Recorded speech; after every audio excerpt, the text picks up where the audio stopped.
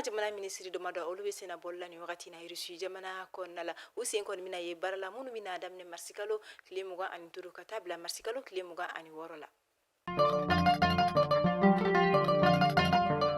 ministre ni kontine do anga jamana nyema so koni feni o gouvernement yi ni o nyemne no anga jamana soro ko ni musaka ko ministre ma fe ni o yi aluseni sanui ni siki koni keneka ubina nyoko kuma nyoko ya anga jamana korofela dugujugoro na foluko o beseka na fanye anga jamana koni nyeta kali ko la togo ya mina ngasoni o sigi do konte o kuma anga jamana kuran ko koni ka mi koni na u benaka femi central solaire do koni mina sigi buguni ani sanangoroba ka olu feno bara mi koni mina ke sankelen konnala kuran mi koni mina sigi sanangoroba ka olu feno o koni mita jo 4 kilowati kemefla boyankula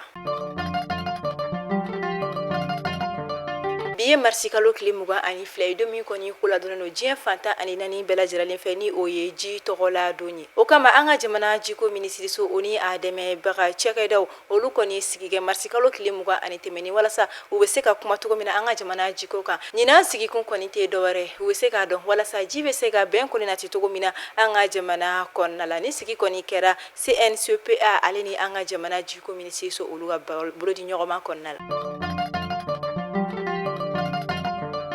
kunungo anfeno bamako la famille kene do koni sigila kere la anga jamana mako batigu fogata se anga jamana kulatige jokulu ani amogoba chama wero koni sigila sigi kunte do were wala sa ubeseka kuma saria mun koni sigira senga kabini samba fla ani tani konoton dugolo joro ko ani dugukolo nyeboliko o bara oluma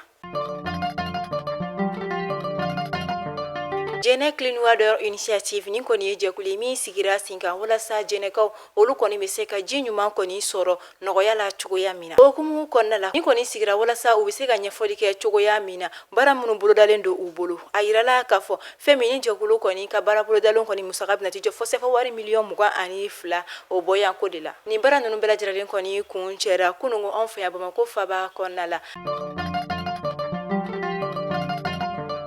biye marsikalo klimuga ani flay domi kon mebe anga jamana radio so national ni oye chaîne de ale koni ka sambi saba ani kiloma radio so mi koni de la kabini samba kilike me kono ton pikono ton ani saba wakati udaila wakati akoni kunte do wereje ni musique olu koni tenga tagale nyafe akoni aka programu yele ma ame domina ikobi radio so koni kelime nyema da fe kada ka kuna foni o koni midi nyefolu bike asanfe ube maula ni soja fana ni musique duma o ko fe ma la kana ni chema fana bike radio so koni sanfela ola kama ni donc falen koni be la nyana maya ko soweni radio so femi chaîne de fokata se radio mali ani o hertem koni barakala bela jaralim Organisation mondiale de la météorologie ni olu koni ka bara benendo wakati chogoya koni jatemnel mani u météo koni barakala u ulu ya ayira ka fo sigate na ye ala samba fla ani muganani o koni mina ke san yemin koni funteni bina buya kosobe alla sorla anyon de la ka kenga fama koni kera ka aye partikalo kleta ani kono tatemnelo benatara ta don koni ma oni ma fe min koni to tara kada ko l'état du climat mondial en 2023 mi koni keneka u koni gafe o koni boka kuma santemene koni futeni uchugoya ka anika nyinata koni ta kada okoro ayirala kafo femi karo kafo nyina futeni koni la fo le muruburu binani ani duru de boyankula ameta siga soko fino kasangani olu koni ka kene ya la jodo koni sigili mi koni kela siga so atelier de mise en place de cartographie ma u koni fe ayira la ka fo samba fla ani muga ani saba konna la kenga siga so koni sesera fu konna la uye ayira ka fo ko cesara ni o koni jigili munu koni mekani operation koni o bakele ani keme wolon vlade boyan ko koni kera ni kuna foni anu koni ndira communiquer koni sinfe mi ndila marsikalo klimuga temene samba fla ani muga nani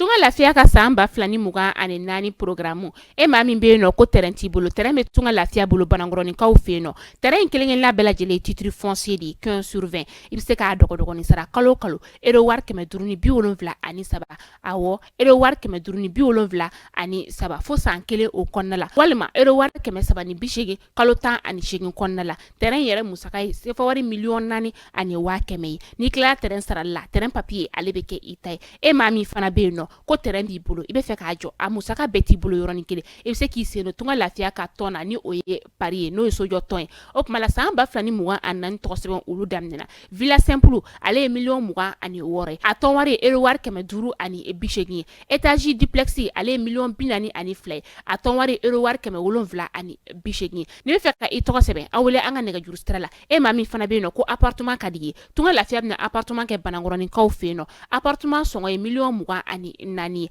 i bɛ se k'ale fana dɔgɔdɔgɔnin sara euro wari 720 fo san 4 o kɔnɔna la awɔ san 4 tunga lafiya nana tungaranke olu lafiyali kama o tuma la an ka nɛgɛjuru sira a y'o banba 00223 72 18 42 47 walima 00336 41 94 03 80 tunga lafiya ka laɲini ye fɛn min ye maliyɛnden minnu sigilen bɛ jamana kɔ kan u bɛɛ ka se ka so kelen kelen sɔrɔ ba maliba ale kɔnɔna la.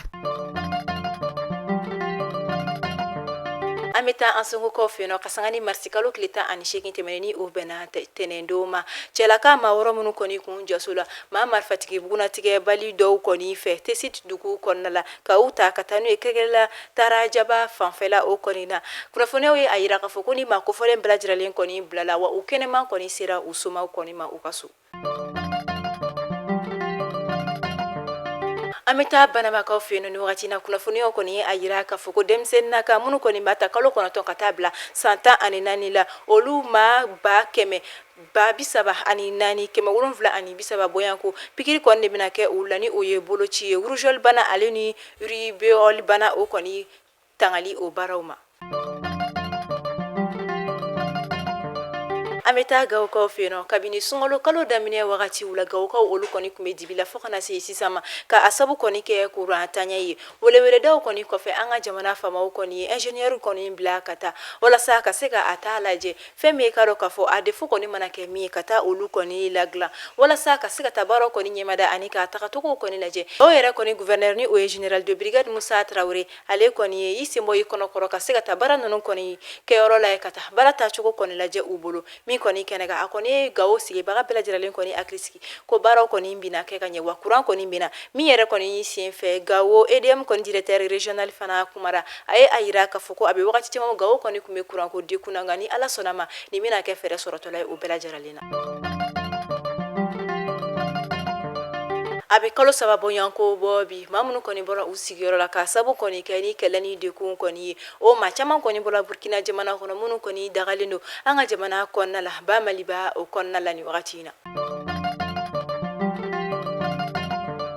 ka sanga ni an ka jamana ɲɛmaa kɔni ka adamadenya dɛmɛw ye a kɔni bɛ ka min kɛ kabini wagati caman o de hukumu kɔnɔna la Kalabankurakaw fɛ yen nɔ ni o kɔni bɛ Bamako commune 4nan kɔnɔna la ani Falajɛ so kura fɛnɛ kɔnɔna la ni ale bɛ commune 6nan kɔnɔna la an ka jamana ɲɛmaa kɔni ye forage 2 kɔni dayɛlɛ yen nɔ o gouvernement ka lakɔliso kɔni kɔnɔna la min ko kɔni kɛra nisɔndiya koba ye kosɛbɛ a yɔrɔ lakɔlidenw ani a yɔrɔ sigibagaw bolo kosɛbɛ sanga ni yɔrɔ kɔni maaw ka seereya u ye a yira k'a fɔ ko nin b'a yira ko an ka jamana ɲɛmaa kɔni a hakili bɛ sifinnakaw la ka da kan ko olu de fana ye kɔni ye an ka jamana siniɲɛsigi ye.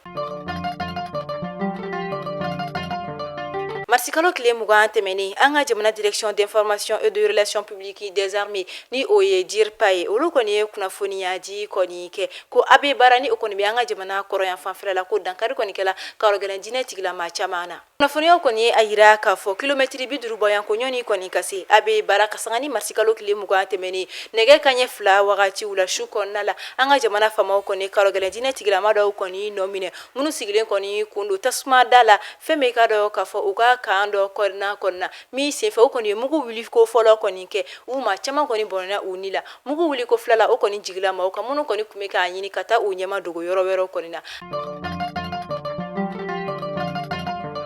École supérieure de journalisme et de sciences de communication ni o ye ESJSC ni o ye an ka jamana kɔnɔna la lakɔliso min kɔni bɛ ni ale bɛ kunnafoni dilaw ani ɲɛfɔlikɛlaw kɔni kalan o kɔni ye a yira k'a fɔ ka sanga ni u ka sigidaw kɔni ye ko donna nataw la o kɔni bɛna fɛɛrɛ sigi sen kan walasa maaw kɔni bɛ se ka kalan kɛ k'u to yɔrɔjanw kɔni fɛ ni o dɔw bɛ se ka kɛ bɔlɔlɔsira olu fɛ fo ka taa se master maaw kɔni bɛ se ka na formation kɔni kɛ u fɛ yen nɔ cogoya min na kunnafoni di sira olu fɛ.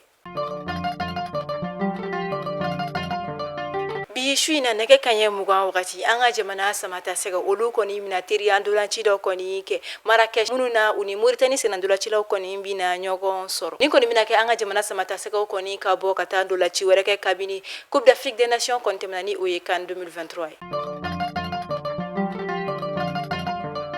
Yves Bissoumani ale an ka jamana samata sɛgɛ dɔ ye ka sanga ni an ka jamana kɔni mata teriya ndolaci fila minnu kɔni na ale kɔni ma sélectionné o la o kɔni kɛlen kɔfɛ kunnafoniyaw ye a yira k'a fɔ ko o kɔni kɛra Yves Bissouma ale kɔni dimi kun ye min na a taara fɛn min ye FEMA foot ni o ye Fédération Malienne de Football a kɔni taara i désabonné ka bɔ o la wa o kɔfɛ a ka ja fɛn fɛn bɛ ani samata sɛgɛw tɔw a kɔni taara o ja ninnu kɔni bɛɛ lajɛlen fana jɔsi ka bɔ yen nɔ ka sanga ni waleya ninnu kɔni kɛli a ma to fasoden dɔw kɔni bɔra ka kuma dɔw ye a yira k'a fɔ ko nin kɔni tɛ dimi kun bɔ ka da kan hali CAN tɛmɛlen ni o ye Coupe d'Afrique des Nations kɔni ye ko an ka jamana samata sɛgɛ caman kɔni bɛ yen nɔ dɔw bɛ yen nɔ olu ma jɛ nka u ma dimi o ye a yira k'a fɔ ko an ka jamana samata sɛgɛ bɛɛ kɔni ye kelen ye.